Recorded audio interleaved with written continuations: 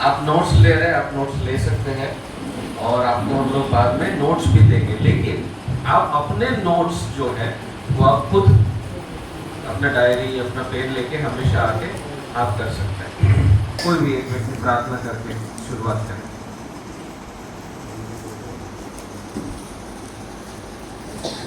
कोई भी। धन्यवाद पिता स्वर्गीय प्यार ईश्वर तुझे हम धन्यवाद देते हैं आपके प्रभु हमें जो मिलकर प्रभु जी आपके सेवके को जो बातें हैं प्रभु, जो गुप्त बातें हैं प्रभु, हम सीख सकें और प्रभु हम दूसरों जगह को आपको पहुंचा सकें प्रभु। इसके लिए आप शायद मदद है पर हर के जीवन में आपने कार्य करना प्रभु।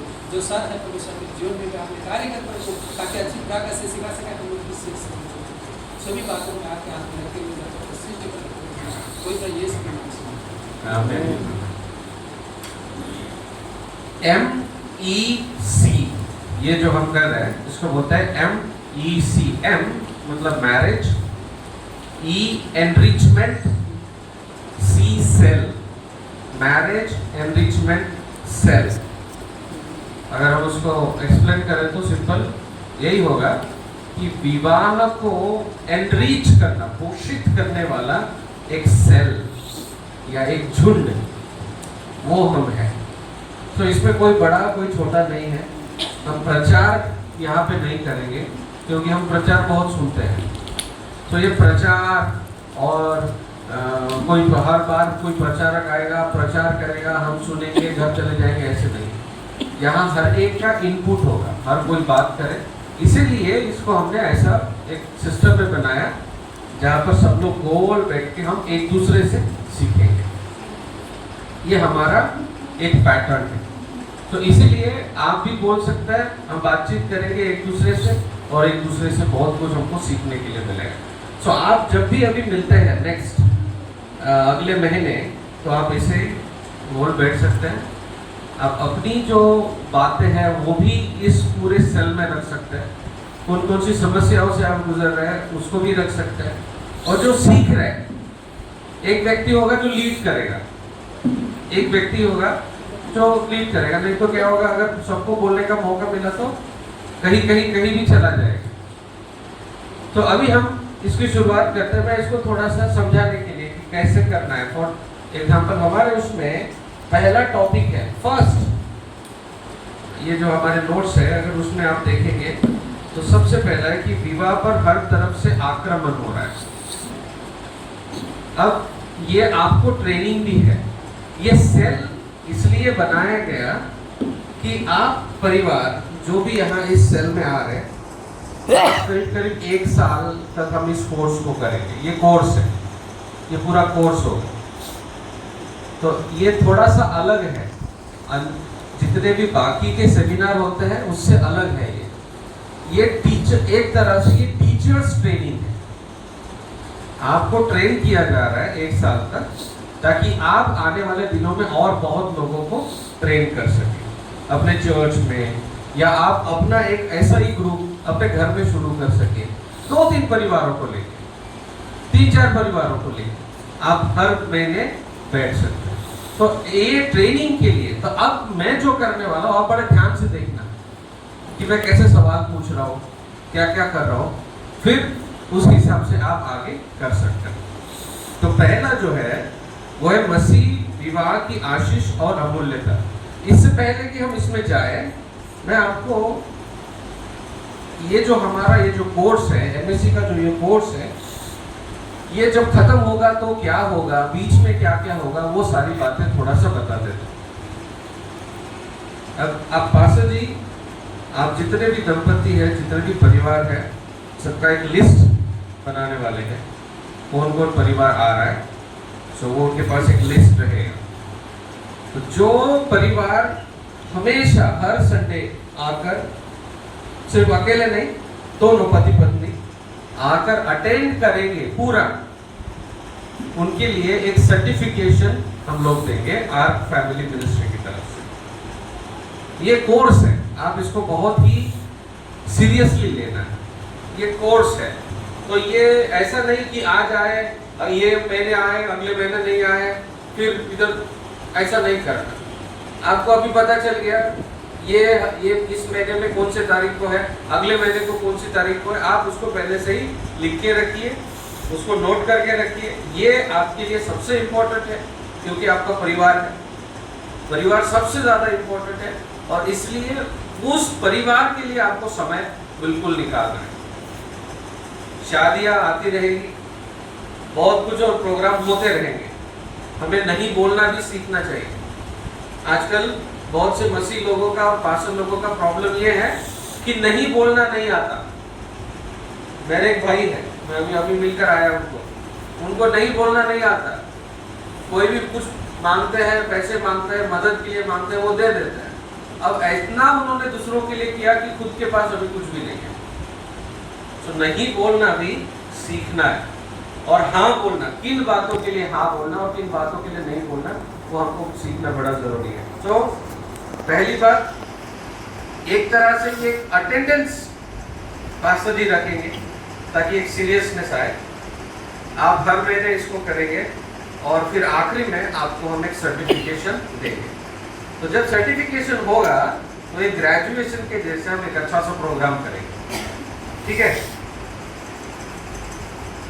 हेलो, ठीक है, यस यस, ठीक है ठीक है। ऐसा होने से क्या होगा कि आपको पता, आप मतलब ये ऐसा नहीं कि हम कोई मदद नहीं कर रहे, आए गए कभी भी कर रहे, नहीं, हम प्रॉपरली इसको करेंगे ताकि आप अच्छे से सीखें और फिर आप इक्विप हो जाए ताकि आप दूसरों को सिखा सकें। अब परिवार पर हर तरफ से आक्रमण हो रहा है, ये जो सेंटेंस है मैंने कहा, आपको क्या लगता है क्या क्या आक्रमण आप देख रहे हैं परिवारों के ऊपर, मसीह परिवारों के, बाकी के तो ऊपर हो रहा है, लेकिन मसीह परिवारों के ऊपर शैतान कैसे कैसे हमला कर रहा है? आपका पर्सनल एक्सपीरियंस क्या है? आपका व्यक्तिगत अनुभव क्या क्या है? नहीं तो फायदा नहीं है, क्योंकि आपको सिखाना है आगे, तो बोलना पड़ेगा। आप नेपाली में बोल सकते, कोई टेंशन नहीं। जब मिनिस्ट्री करने के लिए हम लोग तैयारी होते हैं ना, हाँ। बीमारी हो जाते हैं,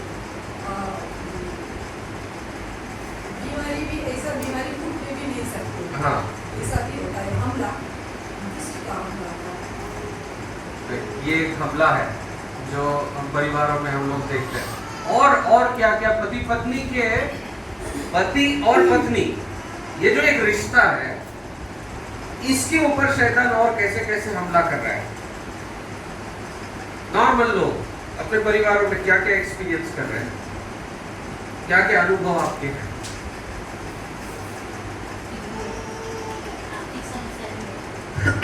आर्थिक समस्याएं आती हैं, राइट? आर्थिक समस्या आने से फिर क्या होता है? झगड़ा होता है। परमेश्वर चाहता है कि पति पत्नी झगड़ा करें? कभी भी नहीं चाहेगा। कौन चाहता है फिर? लूसीफर। हाँ, शैतान चाहता है कि हम पति पत्नी झगड़ा करें, आर्थिक समस्या के कारण झगड़ा होता है। और क्या अटैक है हमारे परिवारों के ऊपर? शारीरिक संबंध से भी अटैक होता है। हाँ जी, शारीरिक संबंध से भी पति पत्नी में एक आपस में मेल मिलाप नहीं होगा तो ये अटैक करता है दुष्टा। राइट। शारीरिक संबंध जब सही नहीं होते हाँ। परिवार में, तब ये शैतान बहुत बड़ा हमला करता है। बिल्कुल बहुत बड़ा हमला क्योंकि है। मेरा सेवकाई में मुझे अनुभव है, बहुत पति पत्नी टूट रहे हैं अभी इस समय, हम्म, और सबसे बड़ा पति पत्नी का प्यार मिलता नहीं, एक मुड़ इधर करती है, एक मुड़ उधर करती है, तभी शैतान वहाँ आक्रमण करते हैं। बिल्कुल। अभी कभी भी रात के समय में सोएंगे, उठते टाइम में पति पत्नी में एक प्रेम का शब्द नहीं बोलेंगे, प्रभु का हालेलुया नहीं करेंगे, शैतान वहीं है। वचन कहते शैतान वहीं है, और वो पहला पति पत्नी का प्यार को चोरी करने के लिए, वो हमला करने के लिए तैयार होता है, उसके बाद में गरीबी डालता है। हाँ, राइट, बिल्कुल सही है। मानते हैं आप इस बात को? आज परिवारों में जो पति और पत्नी के बीच में जो संबंध होना चाहिए, ये अभी उसमें एक भी है, पति एक उपास बैठता है और बहुत बड़ा अगम वक्ता बनने के लिए, बीवी दूसरा उपास बैठती है बहुत बड़ा, उसमें बहुत बड़ा हमाली है। हाँ, क्योंकि ये मेरे सेवक जैसे ऐसा ना हो। बिल्कुल सही है। मेरा अनुभव है सेवकाई में इसमें पूरा 100, लेकिन इतना मालूम नहीं है।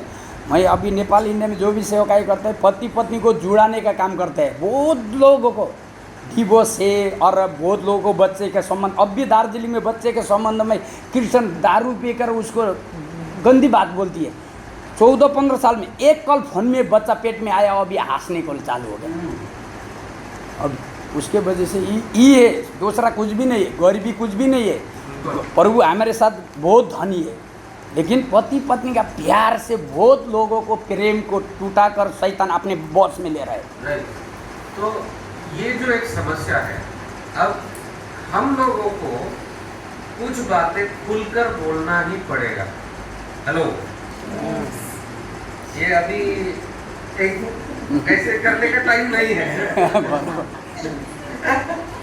हम बड़े लोग हैं, हम छोटे बच्चे जवान नहीं हैं। कुछ बातें ऐसी है जो परमेश्वर ने बनाया। फॉर एग्जाम्पल सेक्स, पति पत्नी के बीच का जो रिश्ता, उसके बारे में भी हमको बात करना पड़ेगा। क्यों? क्योंकि वो बाइबल में है। ये शैतान नहीं लेकर आया, परमेश्वर ने बनाया। परमेश्वर ने बोला आप वचन निकाल सकते हैं। अब हम उसके ऊपर अभी तुरंत उसके ऊपर नहीं जाएंगे, लेकिन परमेश्वर कहता है, उत्पत्ति उसका पहला अध्याय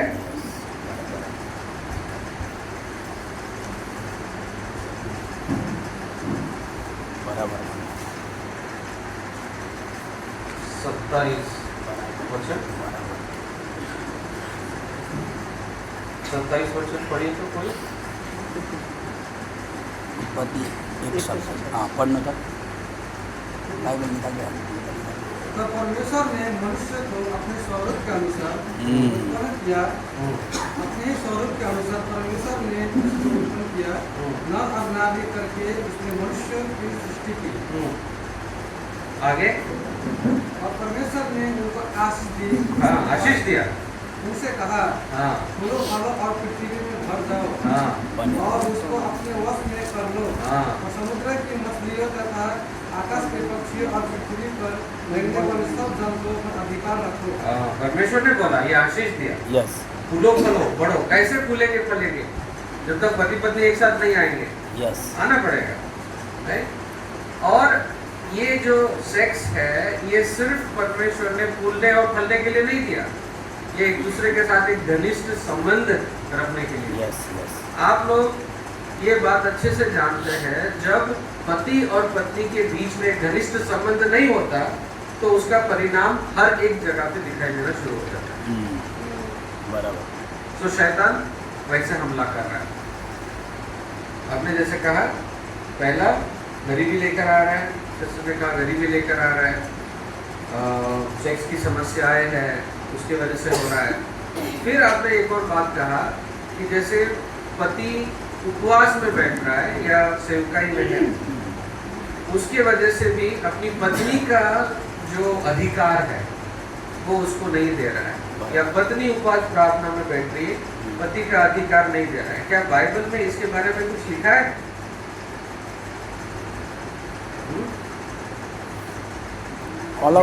अलग होने के लिए तो नहीं लिखा है, लेकिन साथ में जोड़ी होकर एक आपस में बातचीत करके मिलकर, जैसा पति बाहर निकलते हैं और ना अचानक बच्चे के कारण कुछ कारण से बीवी उपास बैठकर प्रेयर करेंगे तो एक जुट जाते हैं। जैसा अब्राहम बाहर था, सारा राजा के दरबार के अंदर में एक शिकार बन रही थी उत्पत्ति 20 में। हाँ, वहाँ क्या हो गया, गॉड डायरेक्ट बोला, और ये मेरा अगम वक्ता का बीवी है, तू नहीं छूना। आमीन।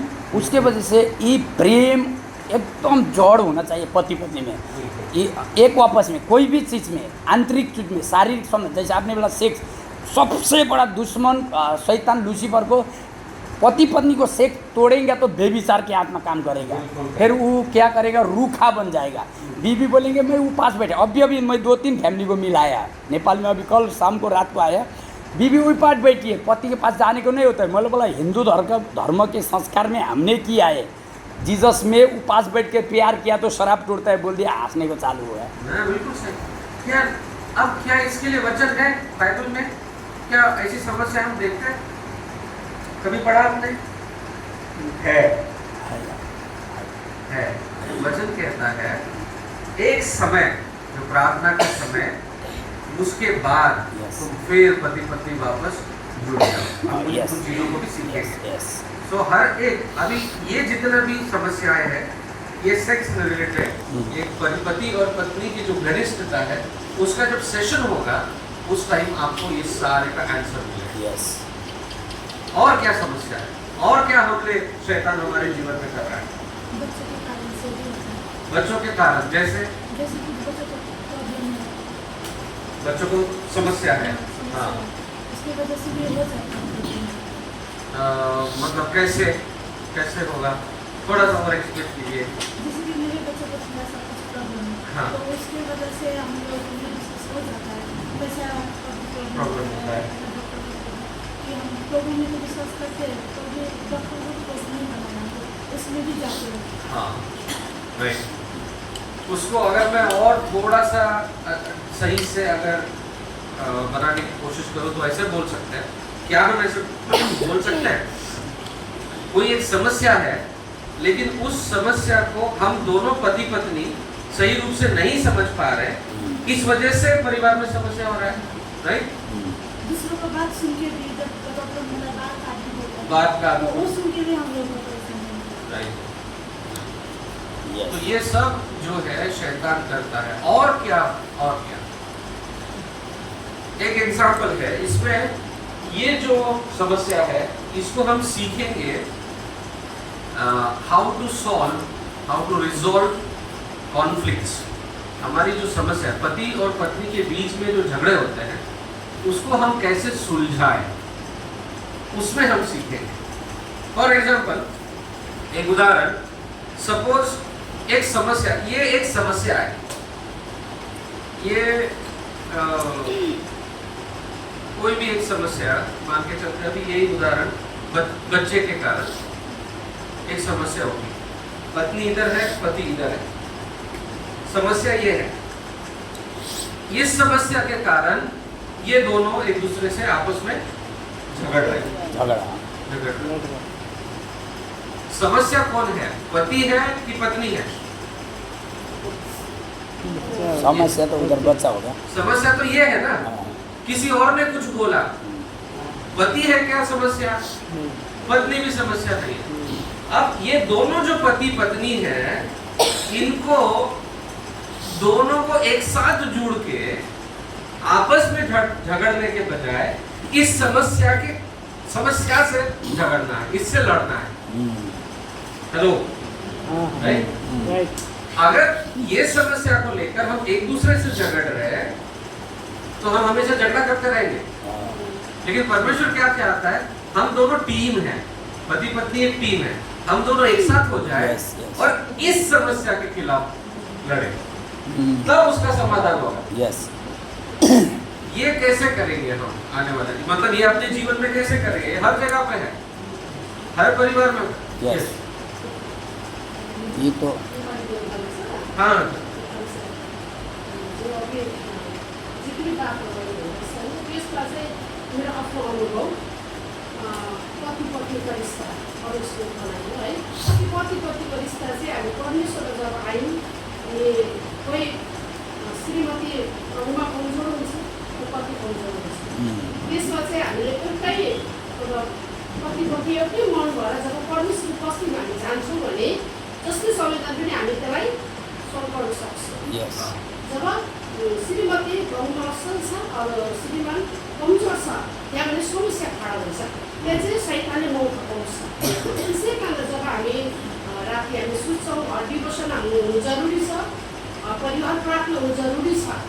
धेरै आज मसी परिवारमा त्यो सबै छैन, परिवारको बेलुकीको प्रार्थना हुँदैन, बेलुका बिहानको प्रार्थना हुँदैन, जब डिनर हुन्छ आफ्नो रुममा मोबाइलमा। आज परिवार मसी परिवारमा यो समस्या हेरिरहेको छ। आज हामी बाबा आमाले चाहिँ के गर्नुपर्छ भने यो कुरो चाहिँ म प्रयास गर्दैछु मेरो घरमा। त्यो चाहिँ के गर्छ, जब हामी डाइनिङमा खाना पनि बस्छौँ, हामी विवाह भएको मेरो अहिले झन्डै 33-34 वर्ष लाग्यो, तर मेरो परिवार चाहिँ एउटा यस्तो छ, हाम्रो डाइनिङमा छोरा अलगै खाने छोरी अलगै खाने छैन। उसको बाबा बसेपछि खाना परोस्, नानीहरू सबै एक साथमा लिन्छ बिल्कुल। त्यसको कहिले पनि हामी खाना खाँदैन Right. बिहान हो या 12 बजी होइन बिल्कुल सही। त्यसरी आज डिभोसन पनि हामी त्यसरी गरिरहेको छ त्यहाँ चाहिँ शैतान पस्ने मौका पाएन जब हामी वचन पढ्छौँ दिउँसो आफ्नो आफ्नो ड्युटीमा छ र बेलुका हामी परिवार डिभोसन हुनु जरुरी छ अनि बिहान जब हामी बिहान उठ्छौँ हामी आमाहरू छिटो 3 बजी त हामी बिहान प्रार्थनामा खडा हुनैपर्छ आमा त बाबा नभए पनि आमा पुग्छ त्यो समयमा उसको हस्बेन्डले साथ दिनुपर्छ प्रार्थनामा जति हाम्रो परमेश्वर वचन छ दुष्टता लड्ने वचन हामीले क्लेम गर्नु पर्यो आफ्नो परिवारको लागि फ्यामिलीको लागि त्यो वचन तपाईँ बोल्छ भने प्रभुको वचन हामीले पाइन्छ पालेपछि त्यहाँ दुष्टले मौकै पाउँदैन तो यो कुरो राइट तो मतलब आपका कहने का मतलब ये है ना, बैठ सकते हैं प्लीज, अब खड़े होकर बोलने की जरूरत नहीं, हम बैठे बैठे बात करें। तो आपका कहने का मतलब ये है कि जब पति और पत्नी दोनों स्ट्रांग होंगे, जब नहीं होते हैं तब समस्या आती है, राइट? तब अटैक करेगा, शैतान कमजोर को पकड़ेगा। नहीं नहीं जो अगर पत्नी कमजोर है तो शैतान पत्नी को पकड़ेगा, अगर पति कमजोर है तो शैतान पति को पकड़ेगा। देखो, जो परमेश्वर के साथ, आप परमेश्वर के साथ नहीं है उसका मतलब क्या है? हैं? शैतान के साथ है ना? राइट, सिंपल बात है। अगर आप शैतान के साथ है तो मतलब आप परमेश्वर के साथ नहीं। तो अगर पत्नी परमेश्वर के साथ है और पति शैतान के साथ है तो कैसे जुड़ेगा? नहीं होगा। तो इसलिए एक बैलेंस लेकर आना पड़ेगा, दोनों को बढ़ना पड़ेगा, वो हमें समस्या का समाधान करना है। और क्या समस्या है और कहां से शैतान हम पर अटैक कर रहा है? बहुत है, अभी तो सोचिए और क्या क्या है। शक करना, शक करना, पति पत्नी में डाउट तो होना ही नहीं चाहिए। जो डाउट से भी बहुत ज़्यादा दुश्मन काम करते हैं, हवाली करते हैं। राइट, और सबसे बड़ा हमारा सिस्टर ने बताया, और कोई बच्चे के लिए पति खड़ा होएंगे तो पत्नी बोलना नहीं, पत्नी खड़ा होएंगे तो पति बोलना नहीं। ये मेरे जीवन में अनुभव है। जब हम पति पत्नी खड़ा होंगे तो बच्चा भी सुधर जाएंगे, नहीं तो मम्मी बोलेंगे नहीं नहीं नहीं, बाबा बोलेंगे नहीं नहीं, वो डांटने से भी थोड़ा पक्षपात होता है ना, तभी घर में दुश्मन काम करते हैं। जैसा परमेश्वर अदन के बगीचे में आता था, वहाँ अकेला था आदम, लेकिन हवा को बनाया, वहाँ तीनों मिलकर संगति किया अदन के बगीचे में। लेकिन हवा वहाँ से छोड़कर निकल गई तो 3 रास्ता हुआ, परमेश्वर आए तो दोनों को मिला नहीं, नांगा हुआ घर।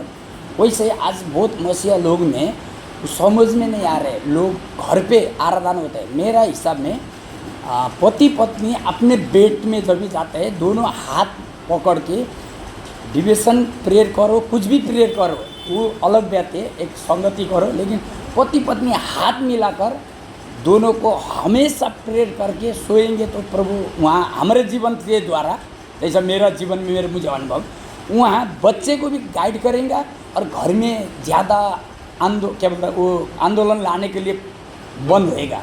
क्योंकि मैं जब हम पति पत्नी ज़्यादा थक गए तो नहीं, लेकिन अभी सेवक में ज़्यादा थकते हैं, लेकिन जब भी बीबी में हाथ पकड़ते हैं। और मेरा बच्चा जब भी हाथ पकड़ के बोलता था तो वो छोटी उम्र में अगमवानी करता था। उसके वजह से जब भी अभी तो पढ़ाई के उसके वजह से थक जाते हैं, इसलिए मैं इतना प्रेस नहीं, लेकिन आदत है उसका।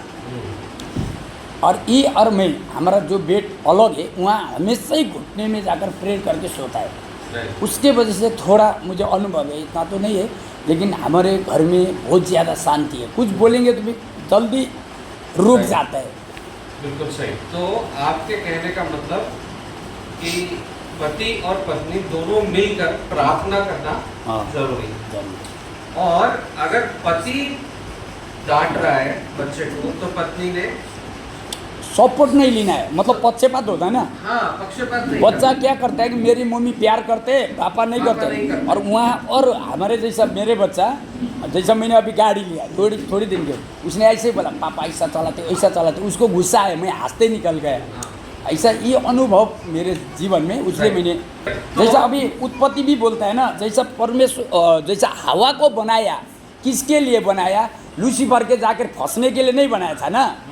बनाने वाला खुदाले तो हमको तो अच्छा परिवार दिया, बच्चा दिया, ये दिया, लेकिन वहाँ सोचेछन् बिगाड़ दिया। उसके वजह से हमारा घर का सोचेछन्, उसले यीशु मसीहले बोला तेरा मेरा मंडली घर है, लेकिन अभी घर में मंडली नहीं है, उसके बाहर मंडली, उसले समस्या है। राइट। सो एक और समस्या ये है कि हमें पता नहीं कि बच्चों की परवरिश कैसे करना है।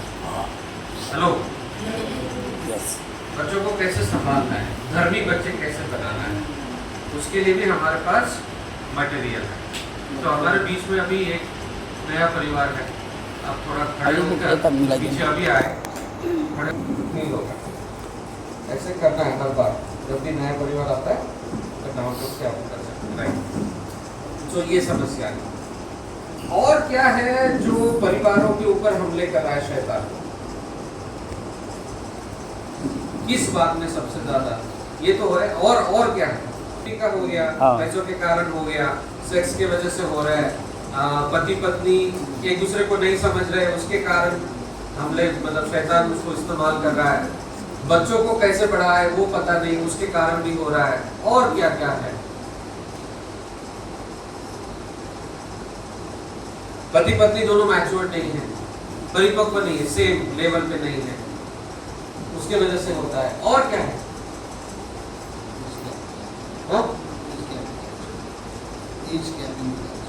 एज गैप, मतलब वो एक दूसरे को नहीं समझ पाते हैं पति पत्नी, उसके कारण होता है। शैतान कैसे इस्तेमाल कर रहा है? आप थोड़ा सा हट के सोचिए, क्या चीजें हैं जो शैतान इस्तेमाल कर रहा है?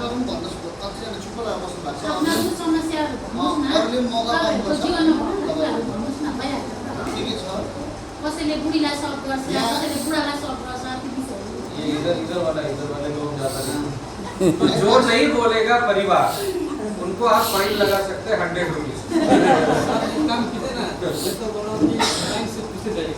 नहीं, सबका अलग अलग होता है ना, सबका अलग हुआ, किसी के मन में तुरंत आएगा कोई बात, तो हम उसमें गड़बड़ हो जाएगा। इसलिए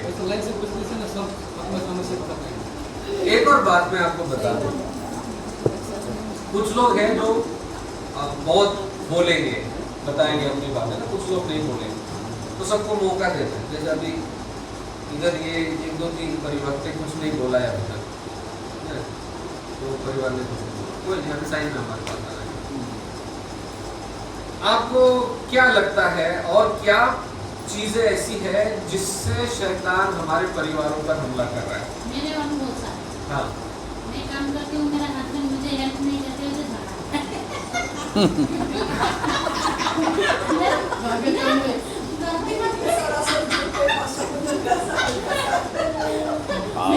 नहीं, वो बात सही बोल रहा है। फैमिली में ऐसा होता है ना कि वाइफ जो है, वाइफ करते समय अगर हस्बैंड साथ नहीं दिया तब तो झगड़ा का कारण बनता ही है। क्योंकि फैमिली में क्या है ना कि हर एक अपना काम होते हुए भी वो खुद अकेला नहीं कर सकता। ये बाद में क्लास है, अच्छा इधर सुनिए, वो बात सही बोल रही है, आप समझ नहीं पा रहे। वो बोल रही है कि काम जब वो करती है तो अगर हेल्प नहीं करूँगा तो झगड़ा कारण होगा ही ना, नहीं होगा? हाँ, वही चीज बता रहा। इसका उल्टा भी है। अगर पति सेवकाई कर रहा है, पत्नी को किस लिए बनाया? परमेश्वर ने हेल्प करने के लिए। आदम की वाटिका में बर्तन धोने का काम था, कपड़े धोती थी हवा, नहीं धोती। क्या करती थी? नहीं सर, मुझे सेवा भी जाना है और घर में मुझे हेल्प भी करना है, हमें दोनों सेवा में भी जाना है, घर में भी हेल्प करना है। तो ये दोनों तरफा है। अगर नहीं होता तो झगड़ा। हाँ, बिल्कुल। तो बर्तन धोने का काम पत्नी का है कि पति का है? दोनों का है। सेवा करने का काम नहीं। सिर्फ पति का है कि पत्नी का भी है? दोनों का है। ये परमेश्वर, देखो ये किसने बनाया? परमेश्वर ने बनाया क्या? वचन में है क्या? नहीं, ये हमने बनाया इन चीजों, तो हम इसके बारे में भी सीखेंगे। लेकिन एक सबसे खतरनाक बात जिसको लेके शैतान हमला करता है, पता वो क्या है? वो भी है, मोबाइल भी है जिसका इस्तेमाल कर रहा है, वो मैं आपको आज सिखा के जाऊंगा। तो आप मेरे साथ निकालिए लूका, लूका। हिंदी बाइबल है किसी के पास? मुझे दे सकते हैं क्या एक बाइबल? मजा नहीं आता। लूका उसका पहला अध्याय, और आप मुझे बताना कि क्या समस्या है। 5, 6 और 7 को ही पढ़ दीजिए जोर से। 5 लूका 1 अध्याय 5, 6 और 7। यहूदिया का राजा हेरोद को पालमा अबिया का दल का जकरिया 9 भएका एकजना पुजारी थिए। तिनकी पत्नी हारून वंशकी थिइन्। तिनको नाउँ एलिसेबा थियो। ती दुवै परमेश्वरको सामुन्ने धर्मी थिए र परमप्रभुका सबै आज्ञामा निर्दोष भएको थिए। तर तिनीहरूको कुनै सन्तान थिएन, किनभने एलिसेबा बाँची थिइन् र ती दुवैको उमेर ढल्किसकेको थियो। हाँ, देखिए हिंदी में ऐसे लिखा है, यहूदिया के राजा हेरोदेस के समय अबिया के दल में जकरिया नाम का एक याजक था और उसकी पत्नी हारून के वंश की थी जिसका नाम एलीशिबा था। अब आप ध्यान से सुनना, वे दोनों परमेश्वर के सामने धर्मी थे और प्रभु की सारी आज्ञाओं और विधियों पर निर्दोष चलने वाले थे। उनके कोई भी संतान नहीं थी क्योंकि एलीशिबा बांझ थी और वे दोनों बूढ़े थे। यहाँ एक परिवार के बारे में हम लोग देख रहे हैं। कौन कौन है? पति का नाम क्या है? जकरिया। और पत्नी का नाम? तो इनके बारे में एक बात जो लिखी है, लूका जो लिखता है पवित्र आत्मा के द्वारा, वो ये लिख रहा है, वे दोनों, ऐसा नहीं लिखा कि याजक जकरिया, नहीं, वे दोनों परमेश्वर के सामने धर्मी थे। पहली बात, आमीन, यस, दोनों धर्मी थे। दूसरी बात, प्रभु की सारी आज्ञाओं और विधियों पर निर्दोष चलने वाले थे। पहली बात क्या थी? सब लोग बस बोलिए, पहली बात क्या थी? धर्मी थे। और परमेश्वर की सारी, सिर्फ एक आज्ञा नहीं, सारी आज्ञाओं और विधियों पर निर्दोष चलने वाले। ये इस परिवार का एक गुण है। धर्मी थे दोनों और परमेश्वर की सारी नियम और जो कानून है, जो व्यवस्था है, जो आज्ञा है, उसके अनुसार चल रहे हैं। तो धर्मी का मतलब क्या है? और उसको एक्सप्लेनेशन में हम बहुत कुछ जा सकते हैं, लेकिन ये एक परिवार है। अब इसकी कहानी को जब आप आगे पढ़ेंगे, ये किसके माँ बाप है? यूहन्ना बपतिस्मा देने वाले, यूहन्ना बपतिस्मा। और यीशु मसीह ने यूहन्ना बपतिस्मा देने वाले के बारे में क्या कहा? पृथ्वी पर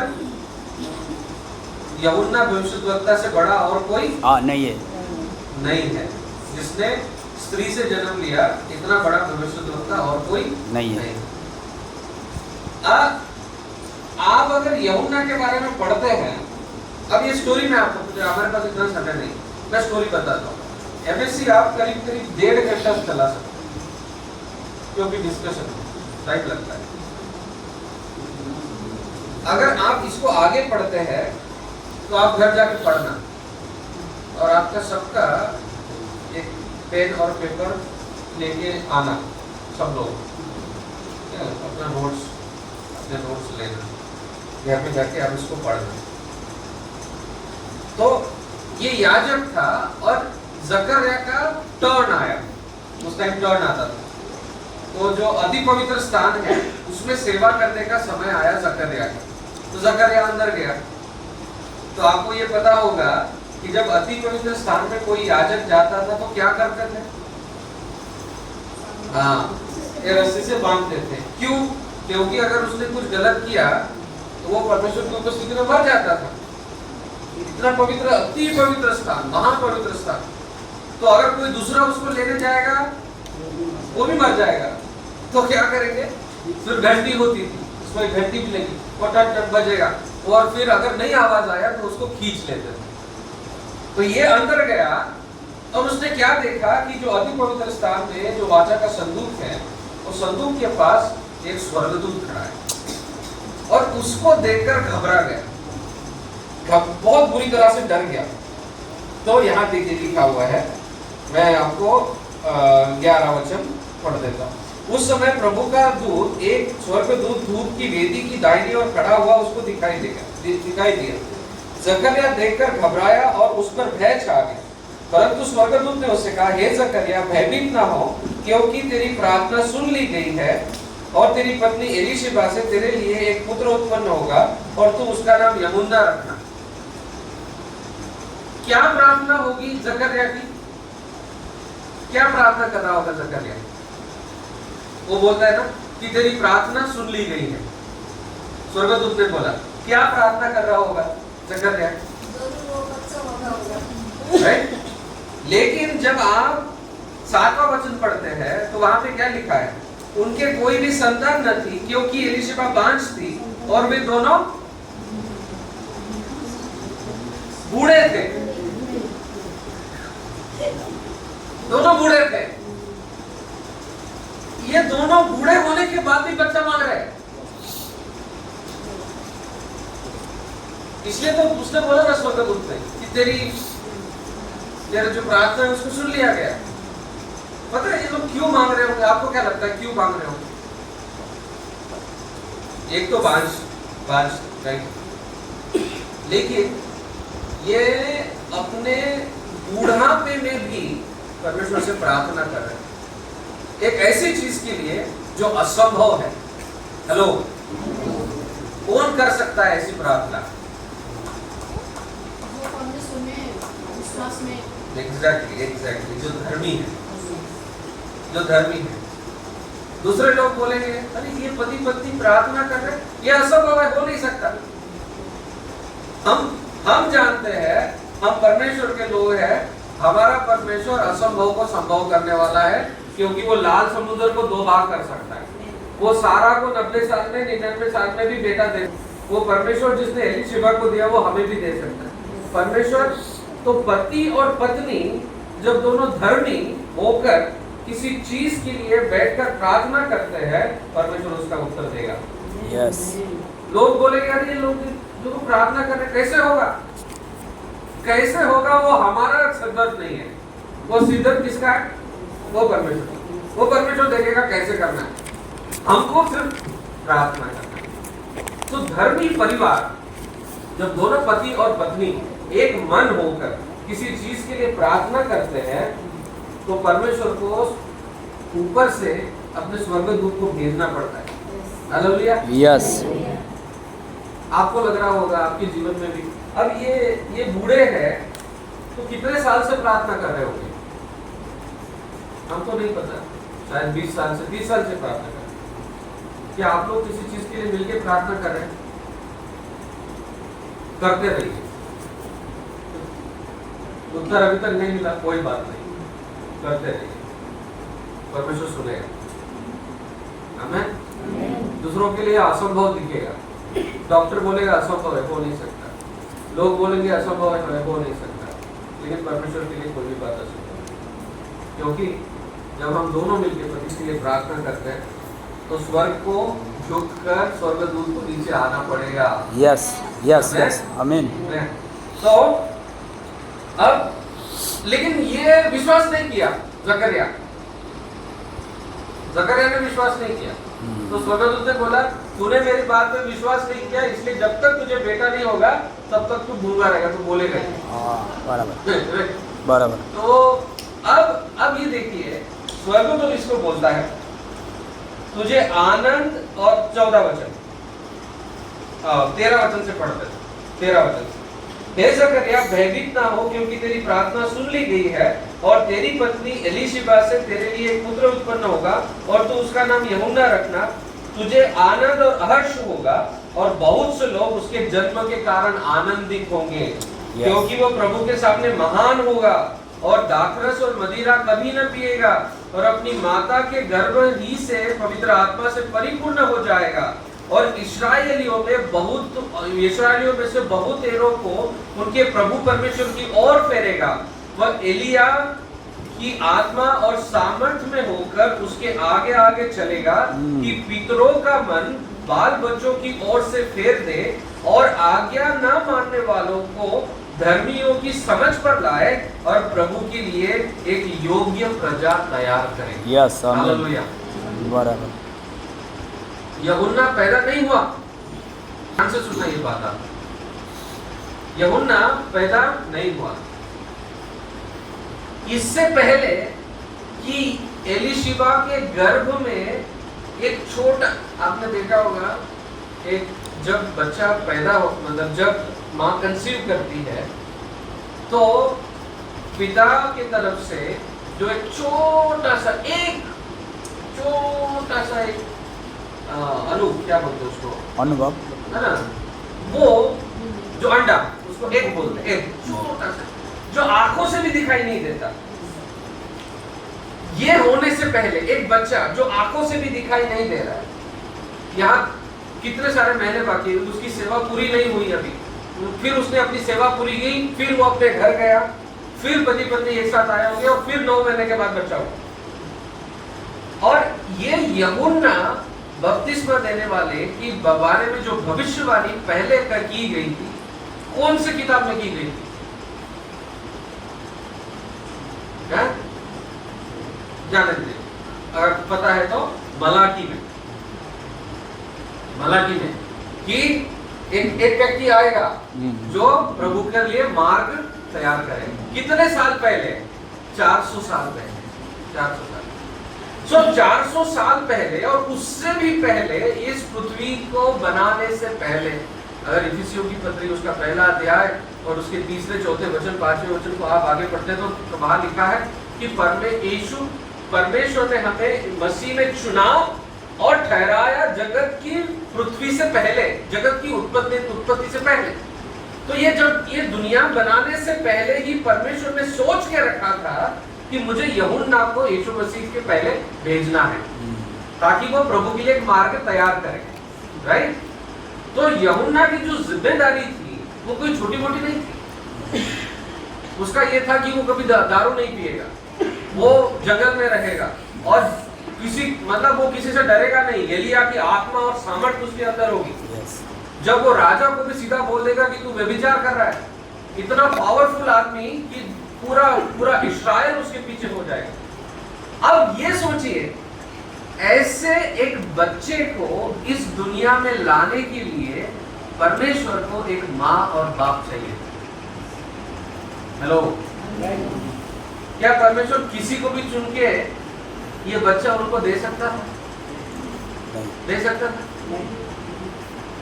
एक ऐसा पिताजी जो दारू पी के पड़ा है, क्या परमेश्वर ऐसे पिता को एक ऐसा बच्चा देगा जो आने वाले दिनों में बहुत बड़ी सेवकाई करेगा? होगा ऐसे कभी? एक माँ जो प्रार्थना में सही नहीं है, जिसका जीवन सही नहीं है, पति पत्नी जो दोनों धर्मी नहीं है, क्या ऐसे घर में परमेश्वर अपने दास को भेजेगा? क्योंकि उसको पता है अगर मैं भेजूंगा भी तो ये दोनों उसको देखभाल नहीं कर पाएंगे, राइट? अब ये सोचिए कि परमेश्वर ने जब स्कैन किया होगा कि अब टाइम आ गया यीशु मसीह को भेजने का और यूहन्ना को मुझे भेजना है, तो शायद परमेश्वर ने ढूंढा होगा कि कौन ऐसा परिवार है जिनको मैं यूहन्ना को दूं, राइट? यीशु मसीह के समय में भी शायद ऐसे हुआ होगा। परमेश्वर ने ढूंढा होगा कौन ऐसी कुंवारी लड़की है जो धर्मी है, यस, कौन ऐसी है? और शायद परमेश्वर को और कोई नहीं मिला होगा, कोई भी नहीं। फिर परमेश्वर ने देखा होगा कि ये एक है मरियम, मैं सिर्फ उसी को ट्रस्ट कर सकता हूँ, मैं सिर्फ उसी को दे सकता हूँ। क्यों? क्योंकि उसके माँ बाप उसको पूछेंगे। अगर एक जवान बेटी आकर बोले माँ को कि मैं पवित्र आत्मा से प्रेग्नेंट हो गई, मैंने किसी के साथ कोई संबंध नहीं किया, कौन सी माँ विश्वास करेगी? हेलो, आपकी मंगनी हो गई, मैं पुरुषों से पूछता हूँ, मेल से, आपकी मंगनी हो गई, आप जब जवान थे, मंगनी हो गई है, शादी होने वाली है, और आपकी पत्नी आकर आपको बोले मैं परमेश्वर की ओर से गर्भवती हो गई, तो आप विश्वास करते हैं? नहीं। परमेश्वर को ऐसी दंपत्ति चाहिए थी जो ये संसार क्या बोलता है उस पे नहीं, लेकिन परमेश्वर जो बोलता है उस पे विश्वास करता है। यस, आमीन। तब परमेश्वर ने यीशु मसीह को मरियम और यूसुफ को दिया। अब मैं आपसे एक सवाल पूछता हूं, सुनिए ध्यान से। क्या कौन सी ऐसी बात है हमारे डूअर्स में से परमेश्वर के बड़े बड़े दास पैदा नहीं हो रहे? सिलीगुड़ी में से क्यों परमेश्वर का वचन को सही रूप से बोलने वाले लोग पैदा नहीं हो रहे? क्यों साउथ में से ज्यादा प्रचारक, अच्छे प्रचारक, बढ़िया सेवकाई? मैं ये नहीं बोल, सेवकाई बहुत है, मिनिस्ट्री को इंडस्ट्री बनाने वाले बहुत हैं, बहुत चल रहा है, लेकिन रियल सेवक क्यों पैदा नहीं हो रहे? पता क्यों? क्योंकि ऐसे माँ बाप ही नहीं, ऐसे धर्मी जो परमेश्वर की आज्ञाओं पर चलते हैं, जो परमेश्वर के वचन को प्राथमिकता देते हैं, जो दुनिया की बात नहीं सुनते। दुनिया बोलेगा ये नहीं हो सकता, एक गर्भवती प्रेग्नेंट, एक कुंवारी प्रेग्नेंट नहीं हो सकती। अरे डॉक्टर कितना भी बड़ा डॉक्टर इस दुनिया का वो बोल दे, वो उससे ज्यादा इंपॉर्टेंट है कि मेरे परमेश्वर ने क्या बोला है। आमीन। ऐसे विश्वास करने वाले परिवार जब हमारे डूअर्स में खड़े हो जाएंगे, तब परमेश्वर ऐसे महान महान दासों को हमारे जीवन में देना चाहिए। यस, आमीन। This is true. परमेश्वर ने ये जिम्मेदारी सबसे पहले एक परिवार को दी थी, आदम और हवा को। यस। क्या था? क्या बोला परमेश्वर ने?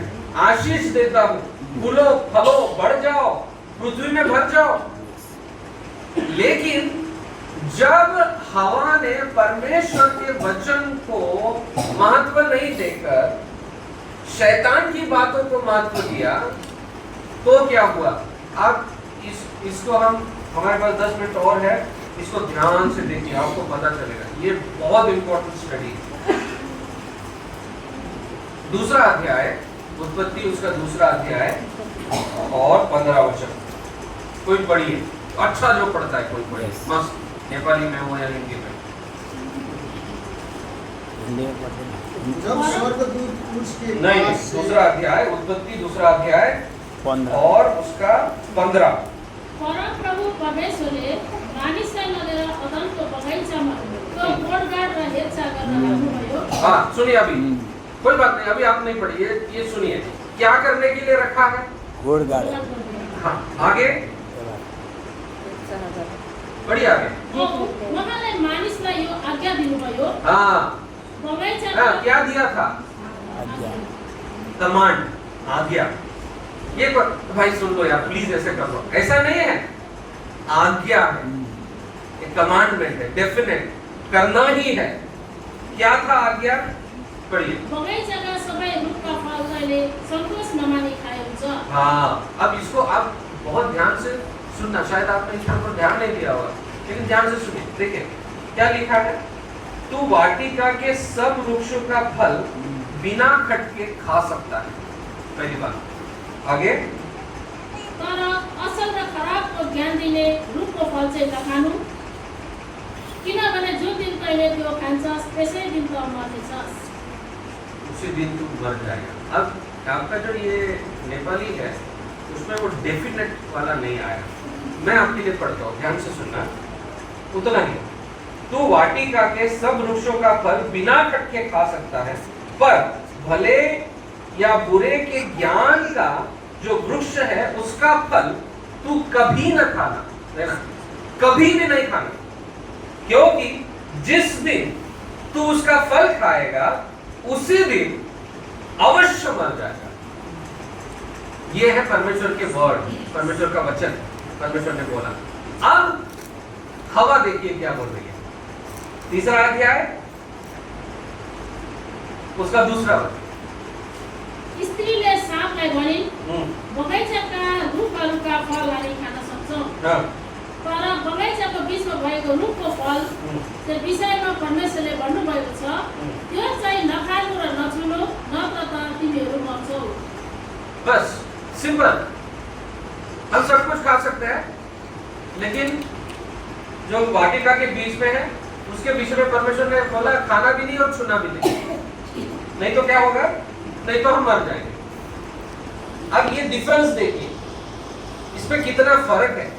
परमेश्वर ने बोला कि जिस दिन तू उसका फल खाएगा उसी दिन अवश्य मर जाएगा, और ये बोल रही है कि तुम ना खाना ना छूना, नहीं तो मर जाओगे। कोई फर्क पड़ा? परमेश्वर का जो वचन है, जो आज्ञा है, वो इतना डेफिनेट था। परमेश्वर बोला जिस दिन खाएगा उसी दिन अवश्य मर जाएगा, मरेगा ही मरेगा। अगर तू मेरी बात नहीं मानेगा, अगर मेरे वचन के अनुसार नहीं चलेगा, तो तेरा नाश हो जाएगा, तू मर जाएगा। लेकिन जब हवा ने उसको जब प्रेजेंट किया, तो ऐसे प्रेजेंट किया कि मानो एक सिंपल सी बात, हाँ मर जाएंगे। परमेश्वर का वचन शैतान का सबसे बड़ा हथियार परिवारों को नाश करने का क्या है? परमेश्वर के वचन में मिलावट करना, मिलावट करना, परिवारों को इससे दूर रखना। ये बहुत खतरनाक चीज है, ये बहुत खतरनाक है। यस, बराबर।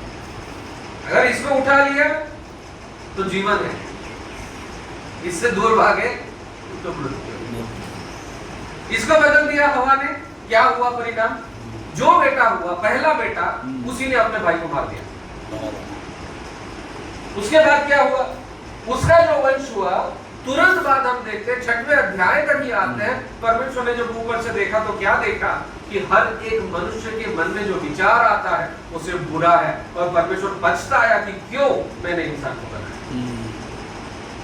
जब माँ और बाप परमेश्वर के वचन में मिलावट करेंगे, परमेश्वर के वचन से दूर जाएंगे, तो आने वाला बच्चा मर्डरर बन जाएगा, बराबर, खत्म हो जाएगा, पीढ़ियां खत्म हो जाएगी। लेकिन जब यीशु मसीह, जब हवा ने, जब मरियम ने और यूसुफ ने, जब जकरिया ने और जब एलीशिबा ने, जब मूसा के माँ बाप ने जब परमेश्वर के वचन को माना, तब जब यीशु पैदा हुआ, जब यूहन्ना पैदा हुआ, जब मूसा पैदा हुआ, तो वो मारने वाले नहीं लेकिन बचाने वाले बने। Yes, yes.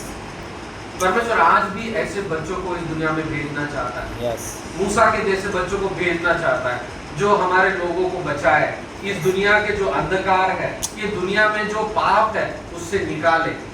लेकिन परमेश्वर ऐसे परिवारों को ढूंढ नहीं पा रहा है जो धर्मी हो, जो परमेश्वर के वचन के अनुसार चलते हैं, जो परमेश्वर के वचन को प्राथमिकता देते हैं, जो वचन में मिलावट नहीं करते। जब ऐसे परिवार खड़े हो जाएंगे, मैं आपको गारंटी देता हूँ 100%, 200% लिख के देता हूँ, बोलो तो अभी लिख के देता हूँ कि आने वाले 20 साल के अंदर परमेश्वर हमारे इस एरिया से, सिलीगुड़ी से, डुअर्स में से ऐसे ऐसे परमेश्वर के दासों को पैदा करेगा जो पूरे भारत को या दुनिया को हिला देगा। बराबर, यस। ये काम परमेश्वर ने आपको और मुझे दिया, और ये जो सेल है ये उसी के लिए। शैतान सबसे बड़ा हमला जो करता है वो ये है कि आपको इससे दूर रखें। और आप यहाँ जब आएंगे, दुनिया क्या सीखते हैं, क्या सिखाती है परिवार के बारे में, वो नहीं सीखेंगे, लेकिन ये क्या सिखाता है।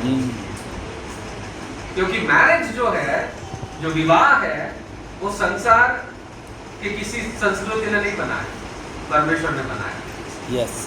और जिसने बनाया वो एक पवित्र परमेश्वर है। हेलो, वो कभी गलत नहीं कर सकता। गलत कर सकता है? नहीं। आज सारी दुनिया बोल रही है, आज मूवी में देखो, अरे शादी फालतू है, बेकार है, सब लोग बोल रहे हैं। दुनिया में कोई फायदा नहीं है। क्या परमेश्वर गलती करेगा? पर विवाह परमेश्वर ने बनाया, पवित्र परमेश्वर ने बनाया, जो कभी मिस्टेक नहीं करता, तो वो मिस्टेक नहीं है। मैरिज मिस्टेक नहीं है। प्रॉब्लम यहाँ है कि इस वचन से हम दूर चले गए। जिस परमेश्वर ने इसको बनाया, उस परमेश्वर से हम दूर चले गए। वो जो बताना चाहता है वो हम सुन नहीं रहे।